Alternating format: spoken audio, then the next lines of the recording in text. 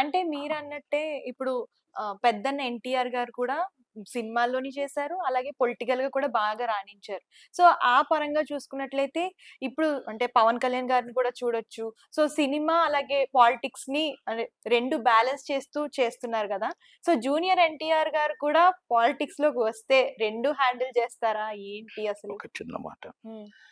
పెద్ద ఎన్టీఆర్ గారు హ్మ్. మొత్తం సినిమాలు తీసి హ్మ్. దాదాపు ఒక 35 సంవత్సరాల చరిత్ర తర్వాత హ్మ్. సుదీర్ఘంగా హ్మ్. ప్రజలు ఇబ్బంది పడుతున్నారు. ప్రజల బాధను విని, ప్రజల మన్నన చూసి, ప్రజలు ఎందుకు కష్టాలు పడుతున్నారు. అప్పుడున్నది ఒకటే గవర్నమెంట్. హ్మ్. Is the only one is Congress party. హ్మ్. కాంగ్రెస్ పార్టీకి అపోజిషన్ లేదు, ఎదురు లేదు.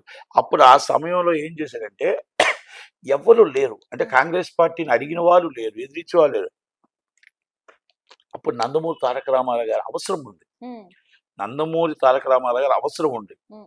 ఒక తెలుగు వాడిగా. హ్మ్. ఆయన అప్పుడు ప్రాంతీయ పార్టీ పెట్టాలి అనుకున్నాడు. హ్మ్. పెట్టాలి అనుకున్నప్పుడు సినిమాలు ఆపేశాడు. మీరు అర్థం చేసుకోండి ఎప్పుడైనా. హ్మ్.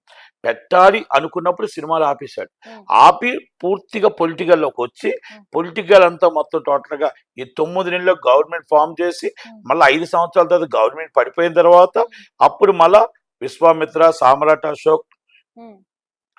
'మేజర్ చంద్రకాంత్' సినిమాలు తీశారు. హ్మ్. మళ్ళా గవర్నమెంట్ వచ్చింది. మళ్ళా గవర్నమెంట్‌లో ఆయన చీఫ్ మినిస్టర్ అయ్యాడు. హ్మ్. ఒక సంవత్సరం తర్వాత, సంవత్సరంన్నర తర్వాత మళ్ళా దింపేశారనుకోండి. హ్మ్. పాపం ఆయన్ని అన్యాయంగా దింపేశారు. ఒక సంవత్సరం, 2 సంవత్సరాలు చనిపోయారు. ఓకే. ఏది ఏమైనా సరే ఆయన రాజకీయం అవసరం పడింది కాబట్టి పార్టీ ఆ రోజు.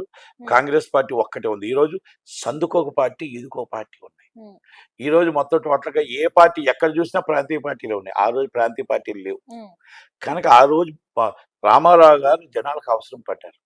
ఈరోజు జనాలకి రామారావు గారి తరపు నుంచి నారా చంద్రబాబు నాయుడు గారు అవసరం పడ్డారు. హ్మ్. నారా చంద్రబాబు నాయుడు తర్వాత పొలిటికల్ లీడర్‌గా లోకేష్ గారు అవసరం పడతారు. హ్మ్. ఇక్కడ జూనియర్ ఎన్టీఆర్ గారు సినిమా ఫీల్డ్‌లో ఈజ్ టాప్ 1గా ఉండి, హ్మ్. ఆయన అక్కడి నుంచి వచ్చి ఆయన కెరియర్ దెబ్బతీసుకోకుండా ఆయన నంబర్ 1 ప్లస్ టాప్ పొజిషన్‌లో ఉన్నారు. హ్మ్. ఆయన సినిమాలు ఆపేయాలనుకున్నప్పుడు పొలిటికల్‌కి రావాలి. హ్మ్. ఆయన ఆపాలి కాదు. ఆయన ఇంకా చేస్తే ఇంకో 20 సంవత్సరాలు ఆయనే టాప్ హీరో. హ్మ్. కనుక అక్కడ హీరోయిజం వదులుకొని, అక్కడ సైలెంట్‌గా నువ్వు మంచి జీవితం వదులుకొని, హ్మ్. ఈజ్ పొలిటికల్‌కొచ్చి 10 మందితో తిట్లు కాస్తారని నేను అనుకోను. హ్మ్.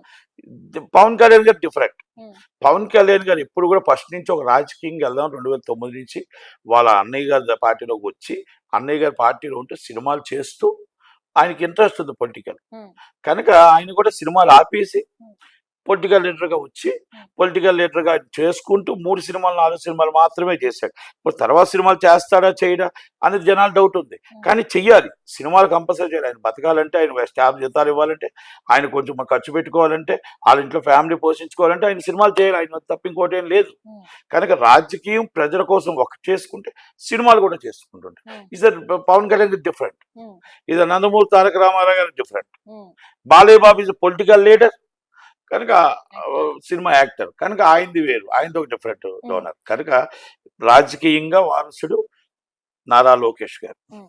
సినిమా ఇండస్ట్రీగా ఈరోజు టాప్‌లో నందమూరి తారక రామారావు గారి వారసుడు ఎవరైనా ఉంటే టాప్‌లో జూనియర్. జూనియర్ ఎన్టీఆర్ గారు. తర్వాత పవన్ కళ్యాణ్ గారు ఇది హ్మ్. మన బాలయ్య బాబుది ఒక తరం హ్మ్. Top leader. ఓకే. ఆయన ఇప్పుడు ఈ తరం టాప్ లీడర్. హ్మ్. కనుక మనం పొలిటికల్‌లో మాత్రం లోకేష్ గారే టాప్ లీడర్. లీడర్. హ్మ్. కాబోయే సీఎమ్మా? హ్మ్. కాబోయే అధ్యక్షుడా? అని అనౌన్స్ ఏదైనా చేస్తారు. ఆయనకే హ్మ్. లీడర్‌షిప్ క్వాలిటీస్ ఉన్నాయి.